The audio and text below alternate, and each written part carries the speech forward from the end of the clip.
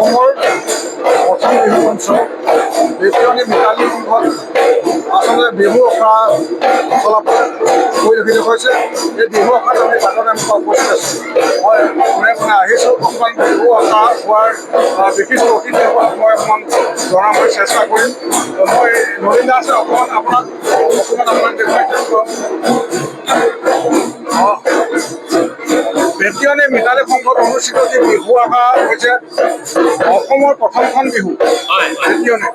গতিকে তাত এই বেতিয়নীত আচলতে যি কৃষ্টি সংস্কৃতিৰ ভৰপূৰ এটা অঞ্চল, য'ত মহান মহান শিল্পীসকল আৰু মহান মহান পূজাসকলে ইয়াত জন্মগ্ৰহণ কৰিছিল। আৰু তাৰে মঞ্চত আজি বিহু আখৰাত আপুনি উপস্থিত আছে। আৰু সেই তাহানি দিনৰ যি আপোনালোকে বিহু পাতিছিল, তাহানি দিনৰ আপোনালোকে যি বিহু পাতিছিল সেই বিহুৰ অনুভৱ আৰু আজি অনুভৱ অকণমান আপোনাক হয়, আপোনালোকলৈ ধন্যবাদ থাকিল। আমাৰ অতীতৰ যি বেতিয়নী অঞ্চলত বিহু আছিলে, আমি মনত কৰোঁতে আমি এনেকুৱা মঞ্চত মেলা অনুষ্ঠিত কৰিব পৰা নাছিলোঁ। আমি মাটিৰে এটি মঞ্চ তৈয়াৰ কৰি লৈছিলোঁ। সেই মাটিৰ মঞ্চ তৈয়াৰ কৰি পেলাই আমি বিহু পাতিছিলোঁ। তাৰ পাছতে আহি আমি এই পৰ্যায়ত উপনীত হৈছোহি। আৰু বেতিয়নী এই মঞ্চ বিহুখন অসমৰ ভিতৰত প্ৰথম বিহু মঞ্চ বুলি আমি ক'বলৈ সক্ষম হৈছোঁ আৰু আমি স্বীকৃতি পাইছোঁ। যিহেতু ইয়াত যথেষ্টখিনি তৰ্ক বিতৰ্কও হৈ গৈছে।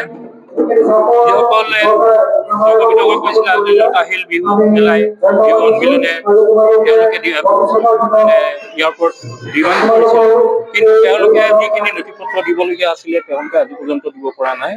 আৰু আমাৰ যিখিনি নথি পত্ৰ ইতিমধ্যে আমাৰ সকলোখিনি কাম সম্পূৰ্ণ হৈছে। আৰু আমি সদৌ বেতিয়নী ৰঙালী বিহু সন্মিলনখন অসমৰ ভিতৰত প্ৰথম বিহু মঞ্চ বুলি আমি স্বীকৃতি দিবলৈ সক্ষম হৈছোঁ। 92 সংখ্যক বেতিয়নী যি ৰঙালী বিহুৰ আপোনালোকে বিহু আখৰা অনুষ্ঠিত কৰিলে, আচলতে কৰ্মশালা নহয় বিহু আখৰা বুলি আমি কৈছোঁ। কেনেধৰণে প্ৰস্তুতি কৰিলে, আগন্তুক দিনত আপোনালোকে কেনেকৈ এই বিহু ভাগ আপোনালোকে পতাৰ চিন্তা চৰ্চা কৰিছে? ধন্যবাদ। সৰ্বপ্ৰথমে আপোনাৰ চেনেলৰ যোগেদি আমাৰ সদৌ বেতিয়নী ৰঙালী বিহু 92 সংখ্যক সমিতিৰ পৰা আমি সমূহ অসমবাসীলৈ সমাগত ৰঙালীৰ ওলগ জনাইছোঁ। আৰু আমি দুদিনীয়া কাৰ্যসূচীৰে এইবাৰ বিহু ভাগ আয়োজন কৰিছোঁ। আৰু এই দুদিনীয়া বৰ্ণাঢ্য কাৰ্যসূচীত আমি বিভিন্ন ধৰণৰ কাৰ্যসূচী অন্তৰ্গত কৰিছোঁ। আমাৰ বিহুৱতী প্ৰতিযোগিতা আছে, আৰু তাৰ লগে লগে আমাৰ জেং বিহু প্ৰতিযোগিতা আছে, আমাৰ শোভাযাত্ৰা আছে। শোভাযাত্ৰাও আমাৰ প্ৰতিযোগিতা অনুষ্ঠিত হয়। তাৰ লগতে আমাৰ পৰম্পৰাগতভাৱে কণী যুঁজ আৰু ৰছী টনা খেল, এনেধৰণৰ পৰম্পৰাগত আমাৰ কিছুমান খেল আছে, এইবিলাক অনুষ্ঠিত হয়। আৰু ছাত্ৰ ছাত্ৰীসকলক উদ্বুদ্ধ কৰিব পৰাকৈ আমাৰ সাহিত্য আৰু সংস্কৃতিৰ ক্ষেত্ৰতো বিভিন্ন সাহিত্য প্ৰতিযোগিতা আমি অনুষ্ঠিত কৰিছোঁ।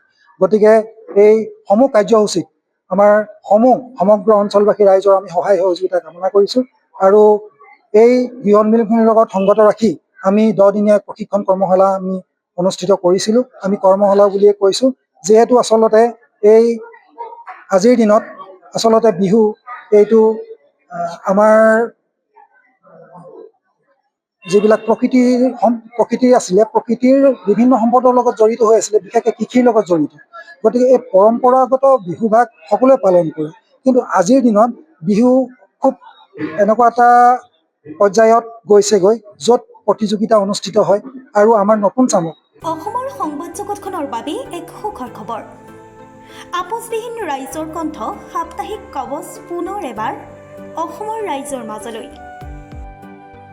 স্বত্বাধিকাৰী প্ৰণীতা কলিতাৰ দ্বাৰা প্ৰকাশিত আৰু আপোচবিহীন একাংশ নপুৰণি অভিজ্ঞতাপুষ্ট সাংবাদিকৰ দ্বাৰা প্ৰচাৰিত তথা eco printing press, Guwahati Katabari গড়চুকত মুদ্ৰিত সাপ্তাহিক কবচ এতিয়া অসমৰ বিভিন্ন প্ৰান্তত উপলব্ধ। আমাৰ ঠিকনা মুখ্য কাৰ্যালয় অসম ফৰেষ্ট স্কুল, হৰি মন্দিৰ পথ, গুৱাহাটী। আৰু উপ কাৰ্যালয় Kalita market, Bijoynagar, Kamrup, Assam. Mobile number হৈছে 9435114666 70024728113। আমাৰ ইমেইল আইডি হৈছে kobos2025@gmail.com।